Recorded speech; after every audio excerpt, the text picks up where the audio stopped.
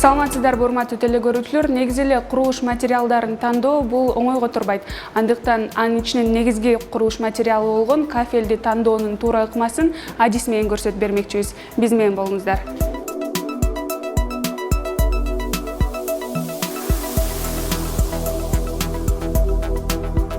Негизи эле кафель деген эмне, анын канча түрү бар, бизге адис айтып берсин. Саламатсызбы?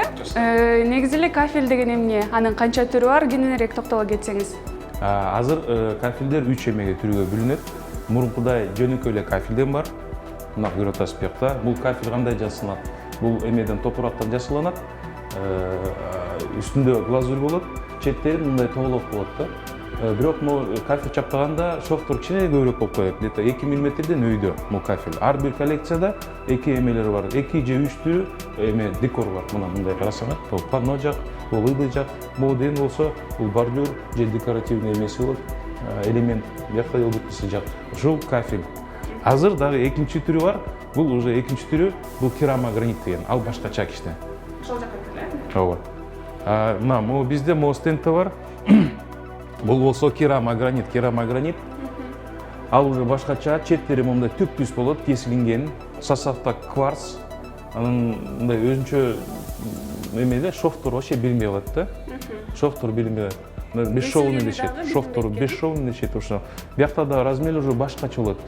Тиги кафелдики 20, максимум 60-тай размерлерчи. Биякта ошо башкачалар болот да. Бул жакта түрлөрү 3 метрге чейин. Анан мына бизде биякта кичине мраморго окшогон эметелер бар. Биякта сары ташка окшогон.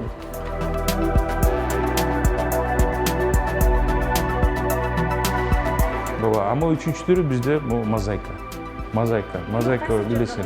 Буларда декорлуу болот, ичине дубалдарга бассейн жак, ванна жак, душ кабина жак.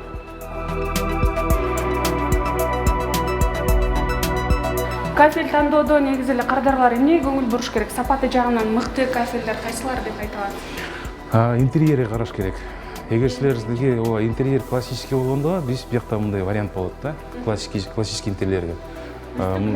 Үстү глянцевый болот, анан жылтырат, анан өзүм мындай отражение болуп калганда күзгүдөй болот. Булчу кафель.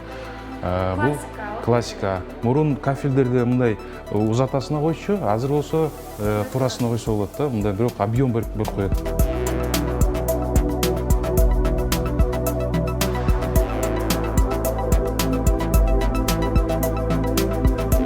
Популярдуу бул керамогранит. Ал эмеде сыртына чыдамдуу.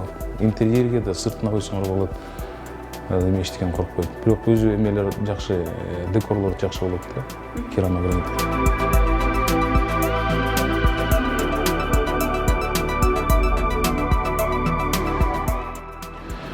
Анан мен жана айткам, ар бир кафелде же керамогранитте айырма жок. Мозаика болсо, эмелери бар, коллекциялары, ар бир коллекцияда бар основной тон, анан декор. Декор 3-4 чейин түрү бар да, декорлорчу.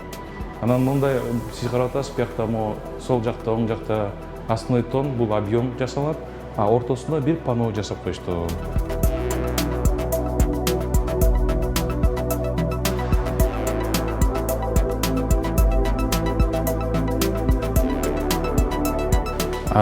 Азыр болсо жаңы форматтар чыгып баштады. Биз ойлочубуз да мурун жалаң 4 бурчтуу болчу да кафелдерчи, но коллекцияда 6 бурчтуу болуп кетти. Ошол ар бир коллекцияда мен айткам, декорлор бар. Биякта основной тон, биякта да 2 эмеге бөлүнөт. Декорлор бар. Бул кафелде бул керамогранит. Ушул керамогранитти дубалга чаптасаңар болот, да полгода кетесе болот. Ар бир эме дизайнер эметип коет да, проект боюнча. Могу сүрөттө көрүнүп турат, могу кафель дубалга чапталган, анан полу кетип баштады.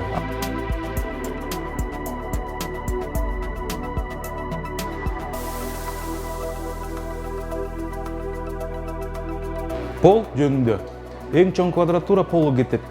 Ар бир заказда эмелер бар да, объекттер мындай бөлүнөт. Супермаркет, чоң дүкөндөр бар, чоң офистер бар, тойканалар бар.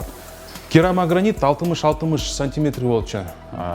Мурун ушундай чоң супермаркеттерге, дүкөндөргө ушундай 60-60 болчу да, кафелдер полдочу. Азыр жаңы формат келип баштады, 1.20-60-ка.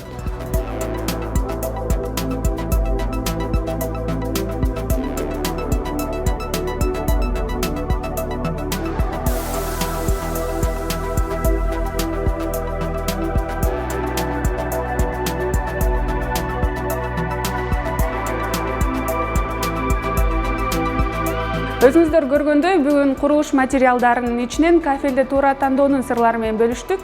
Биздин кеп кеңештерди угуп, кафелдерди ошондой эле курулуш материалдарын туура тандайсыздар деген үмүттөбүз. Тахмина Кенжебек кызы, Алтынбек Сакиев, Нью ТВ таң маанай.